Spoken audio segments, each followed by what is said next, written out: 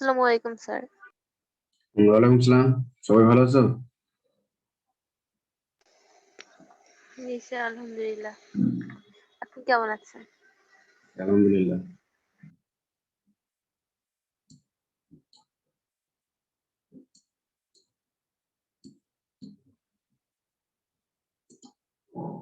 আচ্ছা, আজকের ক্লাস শুরু করছি। আমরা হলো বিজ্ঞান প্রথম পত্রের 4 নম্বর অধ্যায় পড়ছি, চ্যাপ্টার নাম অণুজীব। আজকে হলো লেকচার 2। আর আজকের আলোচ্য বিষয় হলো ভাইরাস। আমরা যেহেতু ভাইরাস পড়ছি, অণুজীব ভাইরাস, তো ভাইরাসের কি কি পড়বো? ভাইরাসের সংখ্যা বৃদ্ধি বা বংশবৃদ্ধি। ভাইরাসের সংখ্যা বৃদ্ধি দুই ভাবে হয়ে থাকে, একটা লাইটিক চক্র আর একটা হলো লাইসোজেনিক চক্র। আর আরেকটা আমরা টপিক পড়বো ভাইরাসের অর্থনৈতিক গুরুত্ব, অপকারী ভূমিকা, উপকারী ভূমিকা, আর কয়েকটা গুরুত্বপূর্ণ টার্ম বা সংজ্ঞা।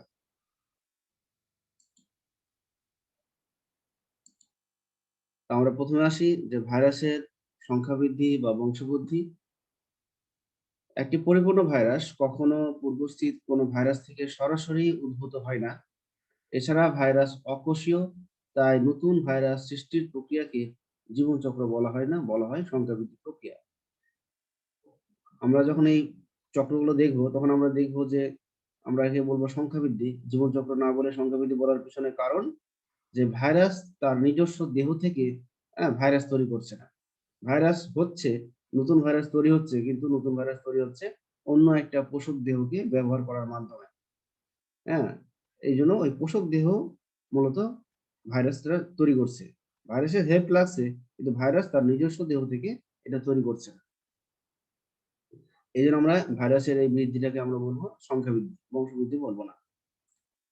লাইটিক চক্র, এখন আমরা সব লাইটিক চক্র, যে প্রক্রিয়ায় ফাজ ভাইরাস পোষক ব্যাকটেরিয়া কোষে প্রবেশ করে সংখ্যা বৃদ্ধি সম্পন্ন করে এবং অপত্য ভাইরাসগুলো পোষক দেহের বিদারণ ঘটিয়ে নির্গত হয়, তাকে লাইটিক চক্র বা বিগলনকারী চক্র বলে। লাইটিক চক্র হলো এক্ষেত্রে যে ভাইরাসটার আমরা সংখ্যা বৃদ্ধি করবো সেটা হলো T2 ভাইরাস, আর এই ভাইরাসের পোষক দেহের নাম কিন্তু ব্যাকটেরিয়া। টি সিরিজভুক্ত ফাজে অর্থাৎ T2, T4, T6 ইত্যাদি ভাইরাসে লাইটিক চক্র ঘটে। তাই এমন প্রকৃতির ফাজকে লাইটিক ফাজ বা ভিরুলেন্ট ফাজ বলে।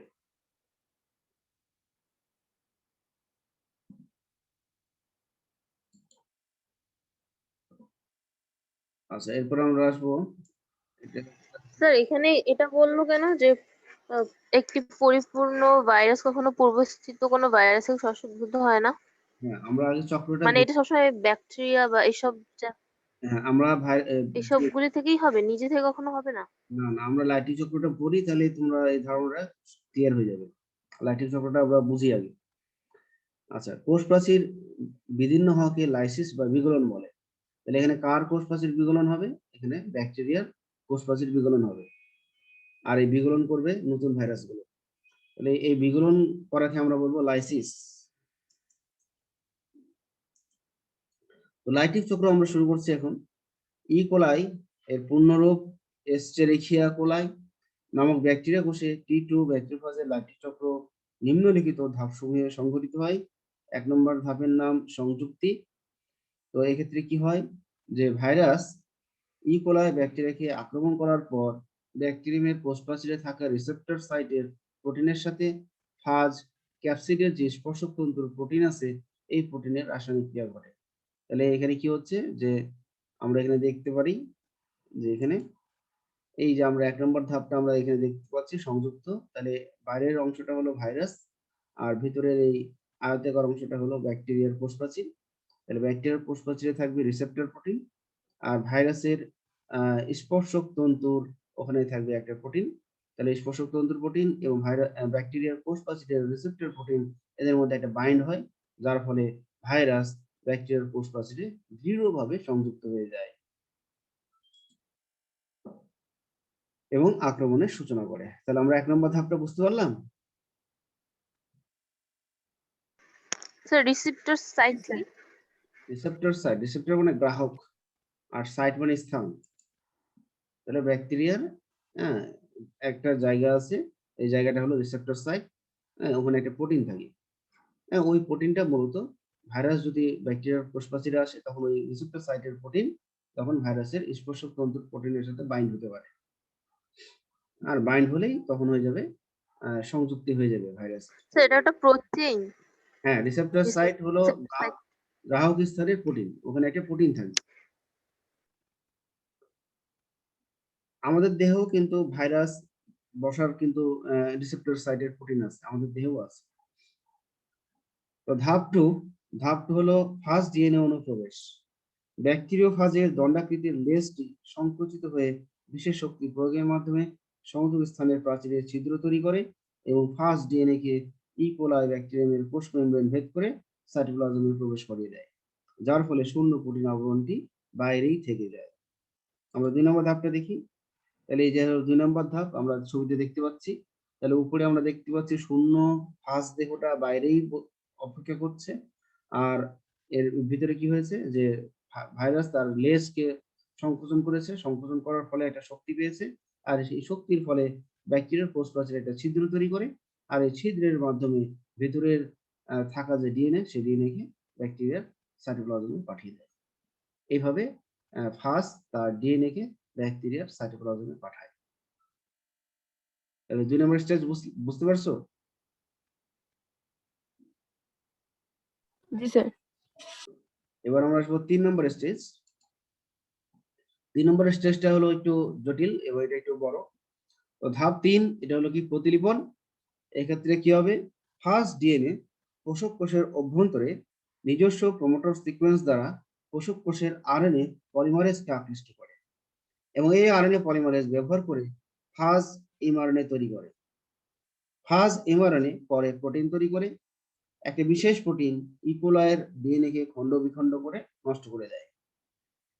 ফার্স্ট ডিএনএ ইকোলাই কোষের বিগলিত ডিএনএ থেকে মুক্ত হওয়া নিউক্লিওটাইড, কোষের রাইবোজোম, টিআরএনএ, অ্যামাইনো অ্যাসিড ইত্যাদির উপর কর্তৃত্ব গ্রহণ করে এবং নিজের ইচ্ছামতো নতুন ফার্স্ট ডিএনএ প্রতিলিপন করে নেয় এবং শেষের দিকে ফার্স্ট কোড প্রোটিন তৈরি করে। ফার্স্ট কোড প্রোটিনগুলো ভাইরাসের বিভিন্ন অংশ তৈরি করে, যেমন মাথা, লম্বা লেজ, স্পর্শক তন্তু, স্পাইক, বেস প্লেট ইত্যাদি আলাদা আলাদা অংশ পৃথক পৃথকভাবে তৈরি করে। আমরা এবার 3 নম্বর অংশটায় যাই। এখানে আমরা ছবিতে দেখতে পাচ্ছি 3 এর ক আর একটা দেখতে পাচ্ছি 3 এর খ। দুইটা আমরা স্টেপ মিলে আমরা এই রেপ্লিকেশন বা অনুলিপন অংশটা। স্যার। হ্যাঁ বলো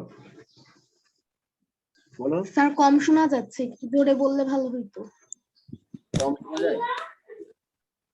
জি স্যার, সাউন্ডটা একটু কম। স্যার সাউন্ডটা কম।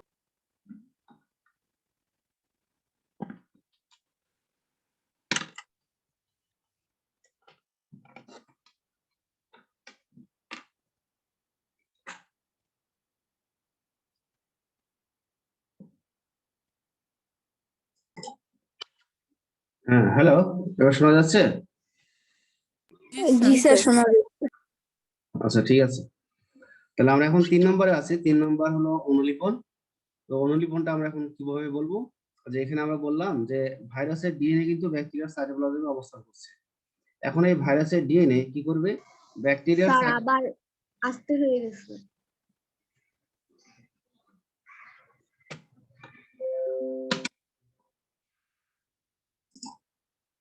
হ্যাঁ হ্যালো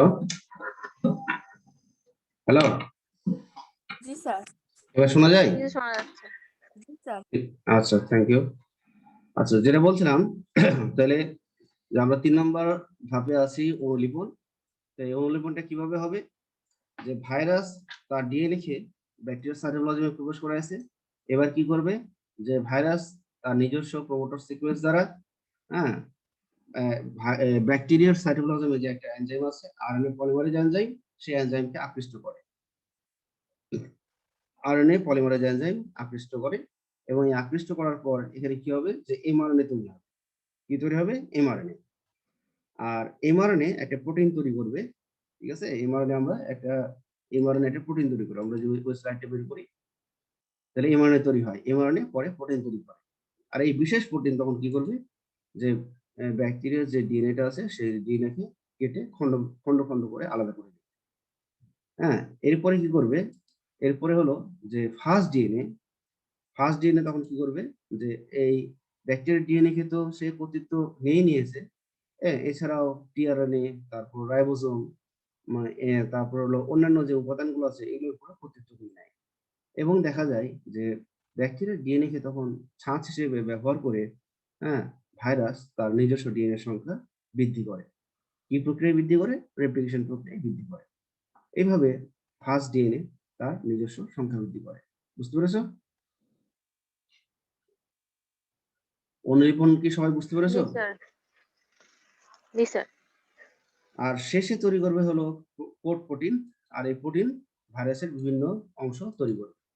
এবার 4 নম্বর, বিভিন্ন দেহাংশ একত্রিত হওয়া কোষক কোষের অভ্যন্তরে প্রতিটি ফার্স্ট ডিএনএ এক একটি কোড প্রোটিনের মাথায় অংশে প্রবেশ করে। পরে ক্রমান্বয়ে মাথার অংশের সাথে লেজের শেষ প্রান্তে স্পর্শতন্তু, স্পাইক ইত্যাদি সংযুক্ত হয়ে পূর্ণাঙ্গ ব্যাকটেরিওফাজ হিসেবে আত্মপ্রকাশ করে। তাহলে আমরা এখন 4 নম্বর স্টেজে দেখবো। এখানে দেখবো যে প্রথমে কি হয় যে যেহেতু প্রত্যেক ভাইরাসের প্রত্যেকটা উপাদান আলাদা আলাদা ভাবে তৈরি আছে, প্রথমে কি হবে? মস্তকের ভিতরে প্রবেশ করবে ডিএনএ, ভাইরাসের ডিএনএ প্রবেশ করবে, দেন মস্তকের সাথে লেজ এসে সংযুক্ত হবে, আর মস্তক আর লেজের মাঝে আসবে কলার, লেজের শেষ প্রান্তে হবে বেস প্লেট থেকে হবে স্পর্শক তন্তু, স্পাইক, এগুলো সব বিন্যস্ত হবে। এভাবে একটার পর একটা পার্ট বা একটা অংশ যুক্ত হয়ে একটা স্যার পূর্ণাঙ্গ ভাইরাস। একটা কোড প্রোটিন কি হচ্ছে অনেকগুলো ভাইরাসের মতো ভাগ ভাগ হয়ে থাকবে? না এখানে যেটা বলেছে যে না কোড কোড প্রোটিন। প্রোটিন হলো আবরণ প্রোটিন। কোড মানে হলো আবরণ। হ্যাঁ, এগুলো অনেকগুলো প্রোটিনই তৈরি হবে। এই অনেকগুলো প্রোটিন দেখা গেল যে ভাইরাসের পৃথক পৃথক যে অংশগুলো আছে সেগুলো আলাদা আলাদা ভাবে তৈরি করবে। তাহলে এইভাবে ভাইরাসের বিভিন্ন উপাদানগুলো বা বিভিন্ন অংশগুলো একত্রিত হয়ে একটা নতুন ভাইরাস হিসেবে আত্মপ্রকাশ করবে। তাহলে আমরা এখানে দেখতে পাচ্ছি যে 4 থেকে যখন আমরা 5-এ যাচ্ছি, 5-এ আমরা দেখতে পাচ্ছি যে নতুন নতুন ভাইরাস তৈরি হয়েছে। এখন 5 নম্বর স্টেপটার নাম কি? 5 নম্বর স্টেপটার নাম নতুন ভাইরাস মুক্তি। যেহেতু ব্যাকটেরিয়ার ভেতরে নতুন ভাইরাস তৈরি হয়ে আছে, কোষক কোষের অভ্যন্তরে অসংখ্য ব্যাকটেরিওফাজ তৈরি হওয়ার পর ফাজ একটি সুনির্দিষ্ট এনজাইম তৈরি করে, যার কার্যকারিতায় কোষক কোষের প্রাচীর বিদীর্ণ হয়ে যায় এবং নতুন সৃষ্ট ব্যাকটেরিওফাজ সমূহ মুক্তভাবে বের হয়ে আসে। মুক্ত হওয়া প্রতিটি ফাজ একটি নতুন ইকোলাই ব্যাকটেরিয়াকে আক্রমণ করতে সক্ষম। হ্যাঁ, এইভাবে যখন নতুন ভাইরাসগুলো তৈরি হয়ে যায়, তখন নতুন ভাইরাসগুলো এক ধরনের এনজাইমের সহায়তায় ব্যাকটেরিয়ার কোষ প্রাচীরকে বিগলিত করে, আর বিগলিত করাকে আমরা বলেছিলাম লাইসিস। দেন ভিতরে থাকা ভাইরাসগুলো বাইরে বের হয়ে আসে, এবং বাইরে বের হয়ে আসা নতুন ভাইরাস আবার একটি নতুন সুস্থ ব্যাকটেরিয়াকে আক্রান্ত করে। এইভাবে লাইটিক চক্র চলতে থাকে। বুঝতে পেরেছো চক্রটা? স্যার এখানে বললো যে কোষক কোষের অভ্যন্তরে প্রতিটি ফাস্ট ডিএনএ এক একটি কোড প্রোটিনের সাথে মাথার অংশে প্রবেশ করে। তাহলে তো একটা কোড প্রোটিন হচ্ছে পুরো একটা ভাইরাসের মানে গঠনটা ভাগ ভাগ হয়ে থাকে এভাবে। কোষক কোষের অভ্যন্তরে প্রতিটি ফাস্ট ডিএনএ এক একটি কোড প্রোটিনের মাথার অংশে প্রবেশ করে। কোড প্রোটিনের মাথার অংশ, কোড মানে হলো আবরণ। তাহলে কোড মানে হলো কি আবরণ। একটা কোড প্রোটিন মানে এখানে তো অনেকগুলো কোড প্রোটিন আছে। মনে করো যে স্পর্শক তন্তু, এটাও কোড প্রোটিন থেকে তৈরি। তারপর মাথা, এটাও কোড প্রোটিন থেকে তৈরি।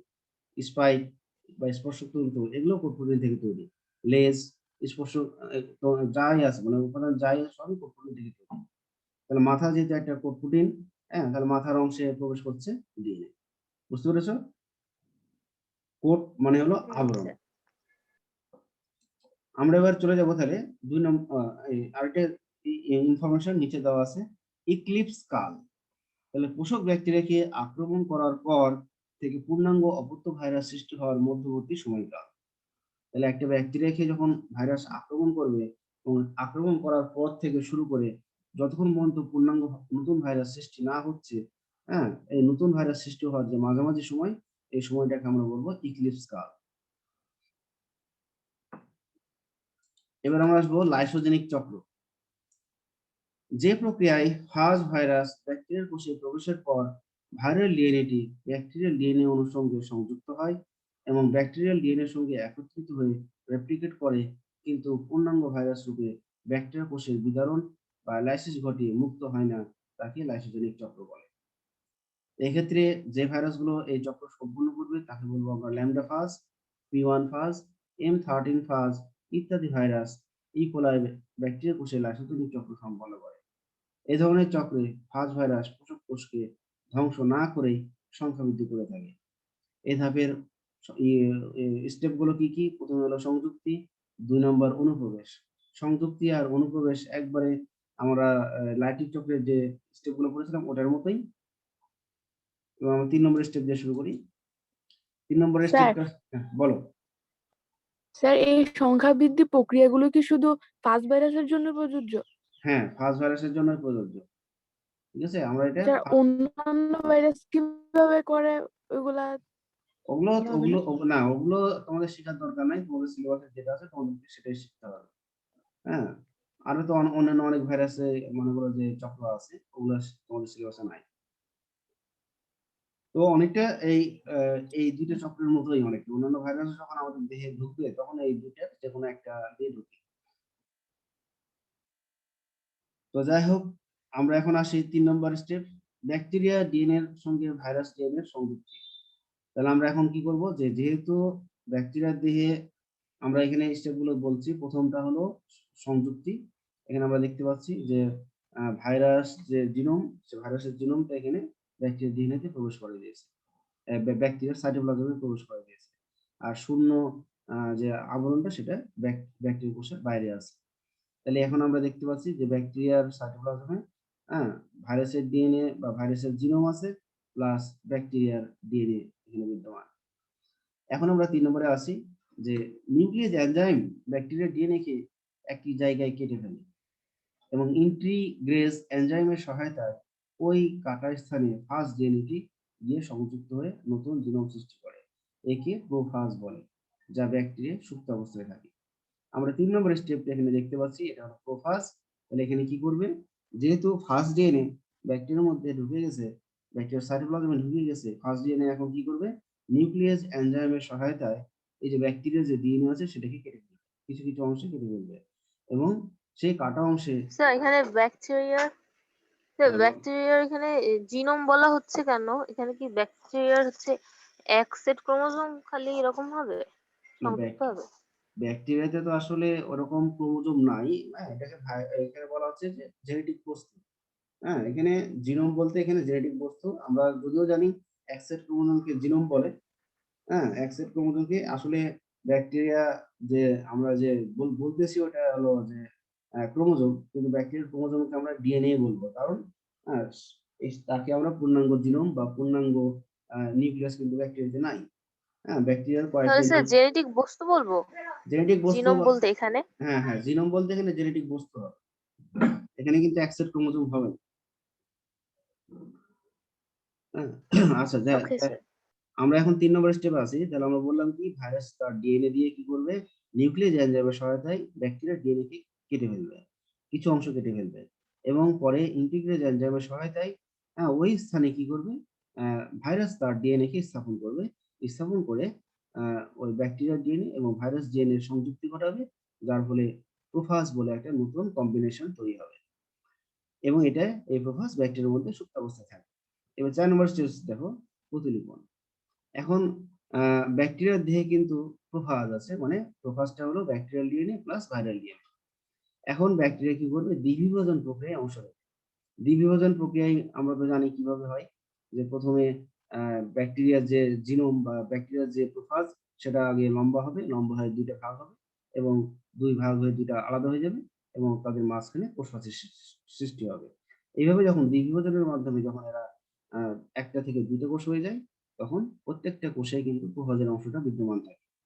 তাহলে স্যার এখানে দ্বিবিভাজন কি অ্যামাইটোসিসের মতো? অ্যামাইটোসিস, একবারে সেম অ্যাজ অ্যামাইটোসিস। তাহলে এই দ্বিবিভাজনের মাধ্যমে ব্যাকটেরিয়া কি করছে? সংখ্যা বৃদ্ধি করছে। এবং ব্যাকটেরিয়া তার নিজস্ব যখন সংখ্যা বৃদ্ধি করছে এবং প্রত্যেকটা কোষে কিন্তু ভাইরাসের ডিএনএ কিন্তু বিস্তৃত হচ্ছে। তাহলে এইভাবে কিন্তু কি করছে? ভাইরাস কিন্তু ব্যাকটেরিয়ার কোষ প্রাচীরকে নষ্ট করছে না। ঠিক আছে? সে ব্যাকটেরিয়ার বিভাজন মানে তার নিজের বিভাজন হয়ে যাচ্ছে। তাই না? এখানে কি স্যার কি নষ্ট করছে না? ব্যাকটেরিয়ার কোষ প্রাচীর কি সে নষ্ট করছে? ব্যাকটেরিয়ার কোষ প্রাচীর তো স্যার ঠিক বের হয়ে যাওয়ার সময় যে না, না, ওটা আমি দাগের এই পার পর্যন্ত দেখো। একটা লাল দাগ দেওয়া আছে দেখো। লাল দাগের নিচ পর্যন্ত আমি কিন্তু বোঝাচ্ছি। দ্বিবিভাজন। দ্বিবিভাজনের এখানে একটু খেয়াল করো। দ্বিবিভাজনের এখানে আমি বলতেছি যে ব্যাকটেরিয়া তার যখন দ্বিবিভাজন প্রক্রিয়ায় অংশ নেয়, তখন কি হয়? দুইটা কোষ তৈরি করে এবং প্রত্যেকটা কোষে কিন্তু প্রোফাজ অংশ থাকে। আর প্রোফাজ অংশ থাকা মানে কি? ভাইরাসের ডিএনএটা থাকে। এখন আমরা বললাম যে এইভাবেই কিন্তু দ্বিবিভাজনের মাধ্যমেই কিন্তু এখানে ফাজ ভাইরাস তার সংখ্যা বৃদ্ধি ঘটাতে পারে। এখন যদি যে এই ল্যামডা ফাজ যে ভাইরাসটা আছে, সে যদি ইচ্ছা করে যে না, আমি এভাবে আর সংখ্যা বৃদ্ধি করবো না, আমি এখন লাইট্রিক চক্রের মাধ্যমে বের হয়ে যাব, সেক্ষেত্রেও সেটাও সে করতে পারে। সেক্ষেত্রে তখন সে কি করবে? লাইট্রিক চক্রে প্রবেশ। অনেক সময় প্রয়োজন হলে পোষক ডিএনএ থেকে ফার্স্ট ডিএনএ পৃথক হয়ে লাইট্রিক চক্রের মাধ্যমে সংখ্যা বৃদ্ধি ঘটাতে পারে। তখন কি করবে? প্রোফাজ থেকে আগে, হ্যাঁ, এরকম একটা ব্যাকটেরিয়া থেকে প্রোফাজ থেকে আলাদা হয়ে যাবে। যে ল্যামডা ফার্স্ট যে ডিএনএ, সে আলাদা হয়ে যাবে, আর ব্যাকটেরিয়াল ডিএনএটা কিন্তু আলাদাই আছে। এখন কি হবে? লাইট্রিক চক্রে আমরা পড়েছিলাম যে লাইট্রিক চক্র কি করেছিল? যে ডিএনএ, ভাইরাল ডিএনএ ব্যাকটেরিয়ার ডিএনএ কে ব্যবহার করেছিল এবং ব্যবহার করে তার ডিএনএ এর নিজের সংখ্যা বৃদ্ধি ঘটাইছিল। পরে কোড প্রোটিনের সহায়তায় বিভিন্ন অংশ তৈরি করেছিল। ঠিক আমরা লাইট্রিক চক্রের যে ৩, ৪, ৫ আমরা পড়েছিলাম স্টেপগুলো, ওই একই স্টেপ এখানে অনুসরণ হবে এবং অনুসরণ হয়ে এখানে ল্যামডা ফাজ ভাইরাস তৈরি করবে এবং একই পদ্ধতি অনুসরণ করে ব্যাকটেরিয়ার কোষ প্রাচীরকে বিগলিত করবে এবং বিগলিত করে নতুন ল্যামডা ফাজ বের হয়ে যাবে। তাহলে এক্ষেত্রে লাইট্রিক চক্রের মাধ্যমে ল্যামডা ফাজ স্যার আপনার আওয়াজটা অনেক আস্তে আস্তে শোনা যায়। কি সমস্যা কি?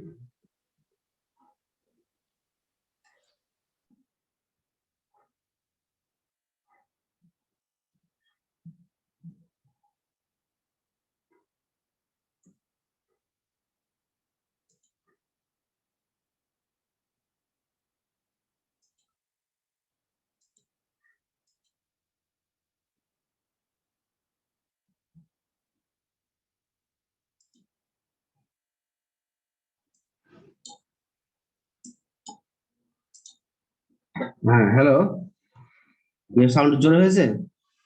জি স্যার। আচ্ছা, ওই অডিও এটা অপশনটা খালি কমে যাচ্ছে, ব্যাপারটা কি দেখতে হবে পরে। স্যার আচ্ছা, হ্যাঁ বল। এই যে লাইসোজেনিক চক্র, এখানে হচ্ছে বইয়ে তো এই পুরাটা চিত্রকেই লাইসোজেনিক চক্র হ্যাঁ, বলছে, তাহলে কি হ্যাঁ, আমরা পরীক্ষার সময় এই পুরাটা ছবি দেব? হ্যাঁ, পুরোটা ছবি দাও। কারণ লাইসোজেনিক চক্রে আমরা এখানে দেখতে পাচ্ছি যে দাগের এই পার পর্যন্ত দ্বিবিভাজন প্রক্রিয়ায়, হ্যাঁ, ল্যামডা ফাজ তার নিজস্ব ডিএনএ সংখ্যা বৃদ্ধি করছে।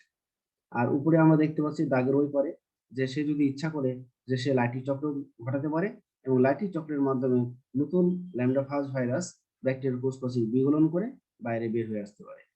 তাহলে এক্ষেত্রে কি হয়? লাইসোজেনিক চক্র সে ইচ্ছা করলে লাইট্রিক চক্র ঘটাতে পারে। ঠিক আছে? জি স্যার। আদারওয়াইজ সে দ্বিবিভাজনের মাধ্যমে তার নিজস্ব সংখ্যা বৃদ্ধি করবে। বুঝতে পারলা? জি স্যার। স্যার হ্যাঁ, বলো। শুধু দ্বিবিভাজন প্রক্রিয়া শেষ করে কি সে কোনভাবে বের হতে পারবে? আবার লাইট্রিক চক্র না করে, না, নাকি ওইখানেই না, থাকবে, না, না, ব্যাকটেরিয়া কোষেই না, থাকবে? যদি এই ভাইরাসটা মনে করো যদি সে যদি এখন লাইট্রিক চক্র অনুসরণ না করে, তাহলে সে কখনোই বের হতে পারবে না। সে ব্যাকটেরিয়ার কোষের মাধ্যমেই তার সংখ্যা বৃদ্ধি করতে হবে। হ্যাঁ, লাইট্রিক চক্র ছাড়া সে আলাদাভাবে মুক্ত হতে পারবে না। ওকে? আচ্ছা, এবার আমরা যাব ভাইরাসের অর্থনৈতিক গুরুত্ব। প্রথমে আমরা আসবো রোগ সৃষ্টি। তো রোগ সৃষ্টি, আমরা মানব দেহে রোগ সৃষ্টি আমরা কি বলবো, যে বসন্ত, হাম, পোলিও, জলাতঙ্ক, ইনফ্লুয়েঞ্জা, ডেঙ্গু, চিকুনগুনিয়া, কোভিড-19, ভাইরাল হেপাটাইটিস, এগুলো হলো মানুষের রোগ সৃষ্টি করে। উদ্ভিদের রোগ সৃষ্টিগুলো কি কি? তামাকের মোজাইক, পেঁপের লিফ কার্ড, গোল আলুর লিফ রোল, ধানের টুংরো রোগ সহ প্রায় 300 উদ্ভিদ রোগ। গৃহপালিত পশুর দেহে গরুর বসন্ত, গরু, ছাগল, মহিষের ফুট অ্যান্ড মাউথ রোগ, কুকুর, বিড়ালের জলাতঙ্ক রোগ। এই হলো রোগ সৃষ্টি। এবার আসবো উপকারী অণুজীব ধ্বংস। তাহলে আমাদের কিছু উপকারী ব্যাকটেরিয়া আছে, এদেরকে ধ্বংস করে দেয় ভাইরাস। জাইমোফাজ ভাইরাস, এরা মদ, অ্যালকোহল শিল্পে ব্যবহৃত ইস্টকে ধ্বংস করে দেয়। সাইনোফাজ ভাইরাস, নাইট্রোজেন সংবন্ধনকারী নীলাভ সবুজ শৈবালকে এরা ধ্বংস করে দেয়। মহামারী রোগ সৃষ্টি। পৃথিবীতে ভাইরাসের আক্রমণে বিশ্বব্যাপী মহামারী আকার দেখা যায়, যেমন এইচআইভি। এটি একটি আরএনএ ভাইরাস, যার কারণে এইডস রোগ হয়। বিশেষ কোনো কারণে রোগ প্রতিরোধ ক্ষমতা হ্রাস বা কমে যাওয়াকে এইডস বলে। এই রোগের ফলে রোগীর অকাল মৃত্যু অবধারিত হয়। এগুলো হলো মহামারী রোগ। ইবোলা ভাইরাস, এটা এখনো কয়েকদিন আগেও খবরে নিউজে শুনলাম যে আফ্রিকার আবার এটার শুরু হয়েছে প্রকোপ। তো এই ভাইরাসটি কি? এটাও একটা একসূত্রক আরএনএ ভাইরাস, যার আক্রমণে দেহের কোষগুলো একবারে ফেটে যাবে এবং চোখ, নাক, কান, গলায় রক্তক্ষরণ হবে। স্পর্শের মাধ্যমেই নতুন ব্যক্তি আক্রান্ত হয় এবং আক্রান্ত হওয়ার 2 থেকে 21 দিনের মধ্যে রোগীতে লক্ষণ প্রকাশ পায়। 2 থেকে 21 দিন এটার সুপ্তিকাল। জিকা ভাইরাস, এটি একটি আরএনএ ভাইরাস, যার বাহক এডিস ইজিপ্টি, এডিস অ্যালবোপিক্টাস মশকি। উগান্ডার ভাষায় জিকা অর্থ ওভারগ্রাউন্ড। এটি ছোঁয়াচে রোগ নয় এবং এর আক্রমণে শরীরে সামান্য জ্বর, র্যাশ, জয়েন্টে ব্যথা, মাংসপেশিতে ও মাথায় ব্যথা, চক্ষু লাল হয়ে যাওয়া, দেহে ফুসকুড়ি ওঠা ইত্যাদি লক্ষণ দেখা যাবে। গর্ভবতী নারীরা এ ভাইরাস দ্বারা সংক্রমিত হলে নবজাত শিশু অপেক্ষাকৃত ছোট ও অপরিণত মস্তিষ্ক নিয়ে জন্মায়। চিকিৎসকের ভাষায় যাকে বলা হয় মাইক্রোসেফালি। মাইক্রো মানে ছোট, আর সেফালি এটা সেফালন থেকে এসেছে, মানে মাথা, মানে ছোট মাথা। নিপা ভাইরাস, এটি একটি আরএনএ ভাইরাস, যার বাহক হলো বাঘ। কাঁচা খেজুরের রসের মাধ্যমে এই ভাইরাস মানবদেহে সংক্রমিত হয়। এই ভাইরাসের আক্রমণে শ্বসন জটিলতায় মানুষ সহ গৃহপালিত পশুর পাখি মৃত্যু ঘটে। SARS, severe acute respiratory syndrome, এই ভাইরাসটি কি? এটা একটা মারাত্মক ভাইরাস। এই ধরনের ভাইরাসের আক্রমণে সাধারণত শ্বসন জটিলতায় মানুষ মৃত্যুবরণ করে। আসলে বেশিরভাগ ভাইরাসই সর্দি, কাশি বা শ্বাস রিলেটেড যে ইনফেকশন সেগুলোই করে থাকে। এভিয়ান ইনফ্লুয়েঞ্জা, এর সাবটাইপের নাম হলো H5N1। এই ভাইরাসটার একটা সাবটাইপ, এটা H5N1। এর পূর্ণরূপ হিমাগ্লুটিনিন টাইপ 5 নিউরামিনিডাস টাইপ 1। এই ধরনের ভাইরাস কি করে আক্রমণে হাঁস মুরগিতে বার্ড ফ্লু নামক মারাত্মক রোগের সৃষ্টি হয়, যা পোল্ট্রি শিল্পকে ধ্বংস করে। এই ভাইরাস দ্বারা মানুষও অতি সহজে আক্রান্ত হয়। সোয়াইন ইনফ্লুয়েঞ্জা ভাইরাস, সংক্ষিপ্ত নাম SIV। এই ভাইরাস দ্বারা সৃষ্ট রোগের নাম সোয়াইন ফ্লু বা influenza virus, subtype H5N1, H1N1 এর কারণে ঘটে থাকে। তাহলে SIV দুইটা ভাইরাস সাবটাইপ আছে, একটা H5N1, এই সাবটাইপটা আবার কিন্তু এভিয়ান ইনফ্লুয়েঞ্জা সৃষ্টি করে। আর H1N1 এটা শুধু সোয়াইন ইনফ্লুয়েঞ্জা সৃষ্টি করবে। এই ভাইরাস দ্বারা মানুষ ও শূকর আক্রান্ত হয়। চিকুনগুনিয়া ভাইরাস, সংক্ষিপ্ত নাম চিকভি, এটা একটি আরএনএ ভাইরাস, যার বাহক এডিস ইজিপ্টি, এডিস অ্যালবোপিক্টাস মশক। এই ভাইরাসে আক্রান্ত ব্যক্তির 4 থেকে 8 দিনের মধ্যে প্রচন্ড জ্বর, বমি, তারপর মাথা ও মাংসপেশিতে ব্যথা, দুর্বলতা, শরীরে লাল র্যাশ, মেরুদণ্ড ও অস্থিসন্ধিতে তীব্র ব্যথা ইত্যাদি লক্ষণ দেখা যায়। অনেকের জ্বর কমে গেলেও ব্যথা 3 থেকে 4 মাস পর্যন্ত থাকতে পারে। এছাড়াও হেপাটাইটিস বি ভাইরাস দিয়ে মানুষের লিভার ক্যান্সার, প্যাপিলোমা ভাইরাস দিয়ে এনোজেনিটাল বা জরায়ুর মুখ ক্যান্সার ইত্যাদি মারাত্মক রোগ হয়ে থাকে। এমনকি সর্দি জ্বরের জন্য বিভিন্ন প্রকৃতির ভাইরাস দায়ী, যে কারণে এর কোনো ভ্যাকসিন আবিষ্কার করা সম্ভব হয় না। আমাদের যে সাধারণ যে জ্বর সর্দি হয়, এই জ্বর সর্দি কোন ভাইরাসের আক্রমণে হয়? 3 দিনের যে জ্বর, influenza virus, corona sir, virus. হ্যাঁ বলো। ওই সার্স ভাইরাস কি শ্বসন তন্ত্রে সবসময় আক্রমণ করে? হ্যাঁ, রেসপিরেটরি ট্র্যাক্ট। হ্যাঁ, শ্বসন তন্ত্র মানে আমাদের ওকে শ্বসন স্যার। শ্বাসনালী আছে, ওখানে ইনফেক্ট করবে। এবার আসবো ভাইরাসের উপকারী ভূমিকা, ও সরি, অপকারী ভূমিকা শেষ হয়নি এখনো। অপকারী ভূমিকা আরেকটা হলো করোনা ভাইরাস। এটি একটি একসূত্রক ও দ্বিতীয় বৃহত্তম আরএনএ ভাইরাস। এই ভাইরাসের কারণে সম্প্রতি কোভিড-19 রোগ সারা বিশ্বে মহামারী আকার ধারণ করেছে। রোগ প্রকাশের সময়কাল দেহে ভাইরাস প্রবেশের 2 থেকে 14 দিনের মধ্যে, তবে অধিকাংশ ক্ষেত্রে 5 থেকে 7 দিনের মধ্যেই লক্ষণ প্রকাশিত হয়। অনেক ক্ষেত্রে সংক্রমিত শরীরে কোনো লক্ষণ প্রকাশ পায় না। যদিও এখানে বলছে 2 থেকে 14 দিন, হ্যাঁ, কিন্তু গবেষণায় দেখা গেছে এই ভাইরাসটা 28 দিন পর্যন্ত থাকতে পারে। রোগের লক্ষণসমূহ প্রাথমিক পর্যায়ে জ্বর, শুকনা কাশি, সর্দি, গলা ব্যথা, মাথা ব্যথা, দুর্বলতা, খাবারে কোনো স্বাদ না পাওয়া, শোষণ স্বল্পতা, শ্বাসকষ্ট। গুরুতর পর্যায়ে নিউমোনিয়া, একাধিক অঙ্গের বৈকল্য, এমনকি মৃত্যু। এই রোগ যেভাবে ছড়ায় সবাই জানো কিভাবে ছড়ায়, তারপরে আমরা একটু রিপিট করি। আক্রান্ত ব্যক্তির হাঁচি, কাশি, থুতু ও কথার সময় নির্গত ড্রপলেট বা জলকণার মাধ্যমে। তাই রোগী থেকে কমপক্ষে 3 ফুট দূরে অবস্থান করতে হবে বা 1 মিটার। আক্রান্ত ব্যক্তির সংস্পর্শে আসলে বা ভাইরাস রয়েছে এমন কিছুতে হাত দেওয়ার পর সে হাত দিয়ে নাক, চোখ, মুখ স্পর্শ করলে, ধূলিকণার মাধ্যমে বাতাসে এবং পয় নিষ্কাশন ব্যবস্থার মাধ্যমেও কিছুটা ছড়াতে পারে। প্রতিরোধে করণীয়, করোনা ভাইরাস প্রতিরোধে করণীয়, তাহলে আমরা কি করব?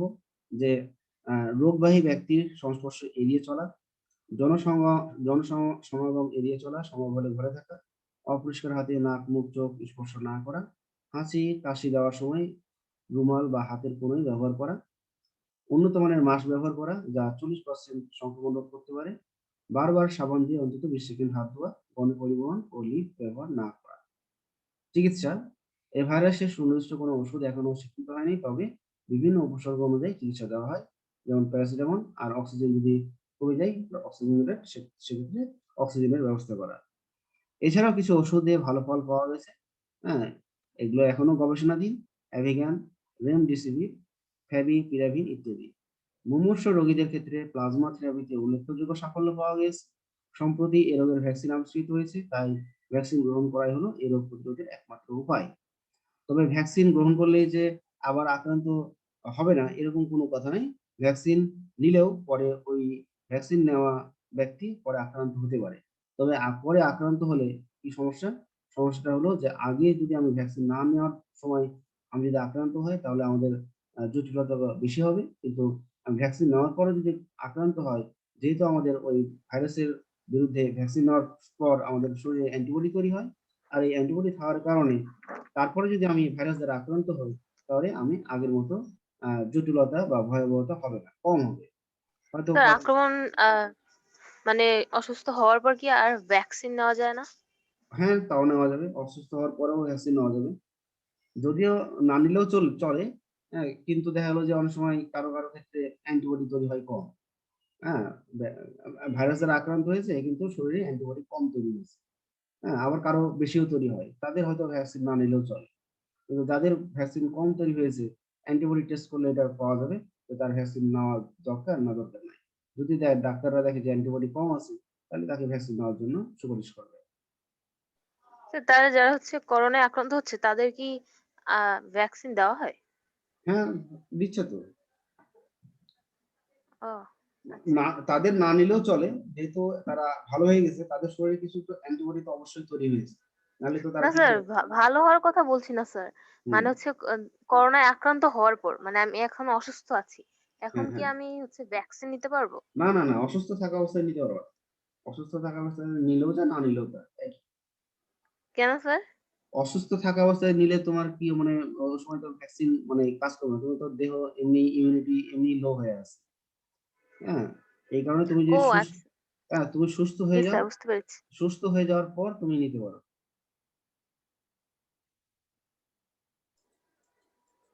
আচ্ছা, এখন আমরা আসবো আ উপকারী ভূমিকা। তাহলে কি উপকারী ভূমিকা আছে? প্রতিষেধক টিকা তৈরিতে, যেমন বসন্ত, পোলিও, প্লেগ, জলাতঙ্ক, জন্ডিস ইত্যাদি রোগের প্রতিষেধক তৈরি হয়। বিভিন্ন রোগের ওষুধ, যেমন কলেরা, টাইফয়েড, আমাশয় ইত্যাদি রোগের ওষুধ তৈরিতে। জিন প্রকৌশল, জিনতত্ত্বীয় ও আণবিক জীববিদ্যা বিষয়ক বিভিন্ন পরীক্ষামূলক গবেষণায়। ক্ষতিকর ব্যাকটেরিয়া নিয়ন্ত্রণে, যেমন ব্যাকটেরিওফাজ মানুষের জন্য ক্ষতিকর ব্যাকটেরিয়া ধ্বংস করে। পোকামাকড় দমনে, যেমন এনপিভি ভাইরাস, নিউক্লিয়ার পলিহাইড্রোসিস ভাইরাস, এরা পতঙ্গ নাশক হিসেবে প্রয়োগ করা হয়। ফুলের সৌন্দর্য বৃদ্ধিতে, এটা খুব জনপ্রিয় ফুল লাল টিউলিপ ফুল। এই টিউলিপ ফুলের পাপড়িতে ভাইরাস যখন আক্রমণ করে তখন পাপড়িতে সাদা লম্বা লম্বা দাগ সৃষ্টি হয়, যার ফলে এমনিতে ফুলটা দেখতে সুন্দর লাল ফুল, তারপরে যদি সাদা স্পট পড়ে আরো বেড়ে যায়, সৌন্দর্য আরো বেড়ে যায়। একে ব্রোকেন টিউলিপ বলা হয়। এর ফলে ফুলের সৌন্দর্য বেড়ে যায় এবং ফুলের মূল্যমান বেড়ে যায়। এটা নিউজিল্যান্ডে এই ফুলের একটা বাগান আছে, অকল্যান্ড। জৈবিক নিয়ন্ত্রণে, অস্ট্রেলিয়ার ফসল বিনষ্টকারী খরগোশ নিয়ন্ত্রণে মিক্সো ভাইরাস ব্যবহার করা হয়। বিবর্তন সংক্রান্ত গবেষণায়, ভাইরাসে একই সঙ্গে জীব ও জড়ের বৈশিষ্ট্য থাকায় জৈব বিবর্তন সংক্রান্ত গবেষণায় এর গুরুত্ব অপরিসীম। এবার আমরা আসবো কয়েকটা টার্ম বা ভাইরাস সংক্রান্ত কয়েকটা টার্ম। প্রথমে আসছি আমরা ইমার্জিং ভাইরাস। ইমার্জিং ভাইরাস কাকে বলে? যে আগে অন্য একটা পোষক দেহ ছিল, যেমন করোনা ভাইরাস, এটা ইমার্জিং ভাইরাস, কারণ এটা আগে পোষক ছিল বাদুড়। বাদুড় এখন আমাদের দেহে চলে এসেছে, তাহলে এটা একটা ইমার্জিং ভাইরাস। তাহলে এরকম কি কি আছে? HIV, SARS, Nile virus, Ebola virus, novel corona virus. বুঝতে পেরেছো? আগে পোষক দেহ ছিল অন্য কোনো প্রাণী, এখন এই পোষক দেহ হয়েছে মানুষ। এরকম ভাইরাস গুলো হলো emerging virus. Virion, nucleic acid ও একে ঘিরে অবস্থিত ক্যাপসিড সমন্বয়ে গঠিত এক একটি সংক্রমণক্ষম ক্ষমতা সম্পূর্ণ ভাইরাস কণা। অর্থাৎ আমরা জানি যে ভাইরাসটা নিউক্লিক অ্যাসিড আর প্রোটিন দ্বারা গঠিত, তাহলে এই নিউক্লিয়াস এবং প্রোটিন দ্বারা গঠিত একটা সংক্রমণ ক্ষমতা সম্পন্ন রোগ সৃষ্টি করতে পারে, এরকম একটা ভাইরাসকে আমরা ভিরিয়ন বলি। আবার একই জিনিস যদি আমরা নিউক্লিক অ্যাসিড এবং প্রোটিন দ্বারা গঠিত সংক্রমণ ক্ষমতায় বিহীন ভাইরাসকে আমরা বলবো নিউক্লিক ক্যাপসিড। তাহলে যে ভাইরাসটা রোগ সৃষ্টি করছে তাকে বলছে ভিরিয়ন, আর যে সৃষ্টি করছে না তাকে বলবো নিউক্লিয় ক্যাপসিড। ভিরয়েডস, একসূত্র বৃত্তাকার আরএনএ অণু যা কয়েক শত নিউক্লিওটাইড নিয়ে গঠিত এবং এরা ক্ষুদ্রতম ভাইরাস থেকেও বহুগুণে ক্ষুদ্র হয়। এরা কেবল উদ্ভিদেই পাওয়া যায়। ভিরয়েডসকে আমরা ভাইরাস বলবো না, ভিরয়েডস ভাইরাস না, এটা হলো আসলে একসূত্র বৃত্তাকার আরএনএ অণু। প্রিয়ন্স, প্রিয়ন্সও একটি পূর্ণাঙ্গ ভাইরাস না, এরা হলো সংক্রামক প্রোটিন ফাইব্রিল, আর এটি নিউক্লিক অ্যাসিড বিহীন প্রোটিন আবরণ। ঠিক আছে, তাহলে এখানে শুধু প্রোটিন ফাইব্রিল থাকবে, কোনো নিউক্লিক অ্যাসিড বা ডিএনএ বা আরএনএ থাকবে না, কাজে এটা ভাইরাস না, এটা হলো আসলে সংক্রামক প্রোটিন ফাইব্রিল। এরা কি করে? মানুষের কেন্দ্রীয় স্নায়ুতন্ত্রে ক্রু রোগ, ভেড়া ও ছাগলের স্ক্র্যাপি রোগ, ম্যাটকাও রোগ ইত্যাদি সৃষ্টি করে। আচ্ছা, তোমাদের একটা জিনিস শিখাই দিই, সেটা হলো আমরা বলেছিলাম যে অপকারী গুরুত্ব, যেমন ভাইরাসের অপকারী গুরুত্ব প্রথমে বলেছিলাম মানুষের রোগ সৃষ্টি। তো এখানে একটা সেন্টেন্স মতো যে IGP of BD R 3H, মানে inspector general police of Bangladesh are highly honourable honest.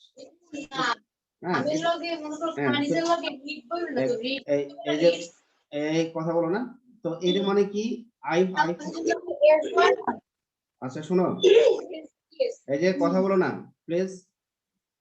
যদি তোমরা ক্লাস শেষ হয়ে যায় তাহলে আমি এই অংশটা আরেকটু বুঝাই দেবো, হয়তো ক্লাস 1 মিনিটের মধ্যে আর শেষ হয়ে যাবে। তো যারা বুঝতে চাও তারা আবার একটু জয়েন করো, আমি এই অংশটা বুঝাই দেবো। তো এখানে আমি 3টা সেন্টেন্স বানাইছি। প্রথমটা হলো IGP of BD R 3H। এটা মানে হলো আই ফর হলো ইনফ্লুয়েঞ্জা, জি ফর হলো জলাতঙ্ক, পি ফর হলো পোলিও, ক্যাপিটাল লেটার গুলো, বি ফর হলো বসন্ত, ডি ফর ডেঙ্গু, 3H।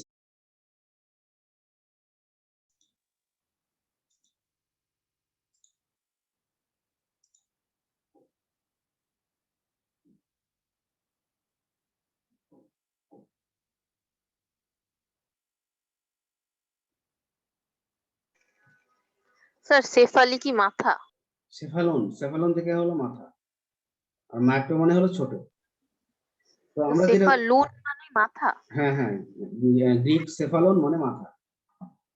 তোমরা হয়তো সেকেন্ড পার্টে একটা পড়বা সেফালোপডাটা, গ্রিক সেফালন মানে হলো মাথা। আচ্ছা, এখানে আমরা বলেছিলাম যে আমরা স্যার অনেকের মাথা যে বড় হয় স্বাভাবিকের তুলনায়, হ্যাঁ স্বাভাবিকের তুলনায় কি বলো? তো ওইটা কিসের জন্য হয়? এটা তো জিকা ভাইরাসের জন্য হ্যাঁ, হয় হ্যাঁ, হ্যাঁ, বুঝলাম, হ্যাঁ। ওইটা কি স্যার মাথা বড় হয় ওটার কথা বলছে। ও মাথা অনেক সময় বড় হয়ে যায়, মানে মানুষের দেহের তুলনায় জি মাথা স্যার, অনেক সময় বড় হয়ে যায়, এই তো নাকি? তো জি ওটা স্যার, এটা ওটা কোন রোগের না, জন্য? ওটা একটা রোগ আছে, ওটা হলো জেনেটিক্স এর। আমরা যখন জেনেটিক্স চ্যাপ্টার করবো সেকেন্ড পেপারে, তখন ওখানে কতগুলো সিনড্রোম আছে। হ্যাঁ, ডাউন সিনড্রোম বলে একটা সিনড্রোম আছে। ওই সিনড্রোমের কারণে অনেক সময় মানুষের মাথা বড় হয়। ওগুলা জেনেটিক্যালি ব্যাপার স্যাপার। হ্যাঁ, ওইটা ওগুলো কি ম্যাক্রোসেফালি বলবো নাকি? বলতে পারো, এটা কিন্তু নামকরণ হয়নি। ম্যাক্রো মানে তো বড়, ওটা নামকরণ হয় নাই। আচ্ছা, যাই হোক, তাহলে আমরা এখন যেটা স্যার বলছিলাম। হ্যাঁ, হ্যাঁ, বলো। স্যার 3HD কি বলেছিলেন স্যার? হ্যাঁ, হ্যাঁ, ওটা শুনতে পারিনি। হ্যাঁ, ওটা আমি বলতেছি, আমি এটা বের করি। এই যে এখানে, তাহলে আমরা এখানে বলেছিলাম যে আইজিপি অফ বিডি, আইজিপি মানে হলো ইন্সপেক্টর জেনারেল পুলিশ, আর বিডি মানে হলো বাংলাদেশ, আর 3H মানে হাইলি অনারেবল অনেস্ট। যদিও আমরা জানি পুলিশ যেমন, কারো বাবা মা হয়তো পুলিশ থাকতে পারে। হ্যাঁ, তারপর আমি তাদের প্রতি সম্মান রাখি, সব পুলিশ এরকম না। হ্যাঁ, কিছু ম্যাক্সিমাম পুলিশই দেখা যায় হলো একটু তারপর আমি তাদেরকে ভালো চোখেই রাখলাম, হাইলি অনারেবল অনেস্ট। তো এখন হলো এটা করার জন্য স্যার আপনার কথাটা একটু আস্তে শোনা যাচ্ছে তো, অস্পষ্ট বুঝতে পারছি না। আবার কমে গেছে। হ্যাঁ, আবার বাড়িয়ে দিলাম। তো বললাম যে IGP of BD R 3H, তাহলে আই মানে হলো ইনফ্লুয়েঞ্জা, এই যে ইনফ্লুয়েঞ্জা আমরা দেখতে পাচ্ছি, ইনফ্লুয়েঞ্জা। জি মানে হলো জলাতঙ্ক, জলাতঙ্ক দেখতে পেয়েছি। পি মানে হলো পোলিও, পোলিও দেখতে পেয়েছি। তারপর হলো আমরা বললাম কি বিডি, বিডি মানে বসন্ত। আর ডি মানে হলো ডেঙ্গু, বুঝতে পেরেছো? আর 3H বলেছিলাম, 3H মানে এইচ, ফার্স্ট এইচ ধরে নাও হাম, তারপর সেকেন্ড এইচ হলো হেপাটাইটিস, আর থার্ড এইচ হলো হারপিস। হারপিসটা এখানে দেওয়া নাই, হারপিসটা এখানে দেওয়া নাই। হ্যাঁ, যদি আমরা জানি মানব দেহে অনেক রোগ সৃষ্টি করে ভাইরাস, তা আমরা যদি এই সেন্টেন্সটা আমরা মনে রাখি, আমরা যে এই সেন্টেন্সটা মনে রাখি, নিচের যে সেন্টেন্সটা বললাম, তাহলে আমরা অন্তত 3, 2, 5, 7টা রোগের নাম মনে রাখতে পারবো। বুঝতে পেরেছো? এবার আমরা আসবো। স্যার ভাইরাল হেপাটাইটিস মানে কি ভাইরাস হেপাটাইটিস এরকম বোঝাচ্ছে? না, না, হেপাটাইটিস মানে ভাইরাস। হ্যাঁ, আমাদের শরীরে হেপাটাইটিস। ভাইরাল ভাইরাল হ্যাঁ, ভাইরাল হেপাটাইটিস মানে ভাইরাস আমাদের দেহে এই হেপাটাইটিস রোগটা সৃষ্টি করে, এই জন্য নাম হয়েছে ভাইরাল হেপাটাইটিস। হেপাটাইটিস, হেপাটাইটিস মানে কি? হেপাটাইটিস মানে হলো যকৃতে প্রদাহ সৃষ্টি করে, যকৃতে প্রদাহ সৃষ্টি করবে। আচ্ছা, এবার আমরা আরেকটা সেন্টেন্স বানাইছি, বিএমএলটি। বিএমএলটি এর পূর্ণাঙ্গ মিনিং হলো Bangladesh medical of liver transplant. Bangladesh medical of, Bangladesh medical of liver transplant. যদিও এই ধরনের কোনো সংস্থা বাংলাদেশে নাই, কিন্তু আমাকে বানাতে হয়েছে। ওই এর পরবর্তী, নতুন তৈরি হ্যাঁ, তোমরা ভবিষ্যতে তৈরি করতে পারো। তো এটা আমাদের মনে রাখার জন্য যে এটা উদ্ভিদের রোগ সৃষ্টির জন্য আমি এই সেন্টেন্সটা তৈরি করেছি। এখানে হলো বি ফর হলো বুসিস্ট্যান্ট, এটা একটা রোগের নাম। এই রোগটা টমেটো উদ্ভিদে হয়। এম ফর মোজাইক রোগ, এটা বিভিন্ন তামাক সহ ফুলকপি আর অন্যান্য উদ্ভিদে হয়। আর এল ফর লিফ রোল, মানে পাতা রোল হয়ে যায়। আর টি ফর হলো টুং রোল, এটা ধানে হয়। তো এরকম আমরা 4টা উদ্ভিদের রোগ স্যার সম্পর্কে। আপনি না মাত্র মানে বললেন বাংলাদেশ কি জানি লিভার ট্রান্সফার, হ্যাঁ, বাংলাদেশ, আবার এটা বল। আবার Bangladesh medical of liver transplant, যে বাংলাদেশে মনে করো এমন একটা মেডিকেল তৈরি হতে পারে ভবিষ্যতে যেখানে লিভার ট্রান্সপ্লান্ট, লিভার প্রতিস্থাপন করা যাবে। হ্যাঁ, একজনের একজনের লিভারের অংশ আরেকজনের দিয়ে দেওয়া যায়। এরকম হয়তো হয় নাই, লিভারের আংশিক হয়তো এরকম ট্রান্সপ্লান্ট এখন করা সক্ষম হয়েছে। হয়তো বাংলাদেশে কোথাও কোথাও চালু হতে পারে, ইন্ডিয়া এটা আছে। তো আমরা এটা কার জন্য বলেছিলাম? এটা হলো উদ্ভিদের রোগ সৃষ্টি, রোগগুলোর জন্য এটা তৈরি করেছিলাম। এবার আমরা আসবো 3 নম্বর। 3 নম্বরটা কি স্যার আছে? এই রোগগুলি একটু বলবেন। হ্যাঁ, প্রথম বিডি হচ্ছে বুস্টার। বুসি স্ট্যান্ড, আমি ওইটা বাইর করি। বুসি স্ট্যান্ড, বুসি স্ট্যান্ড নাম কি? বুসি। বুসি স্ট্যান্ড, এই যেখানে দেওয়া আছে দেখো, এখানে আমরা মানুষ উদ্ভিদ, এই যে এখানে বুসি স্ট্যান্ডটা দেওয়া নাই, মোজাইকটা দেওয়া আছে। হ্যাঁ, তো আমাকে মোজাইক, এম ফর মোজাইক।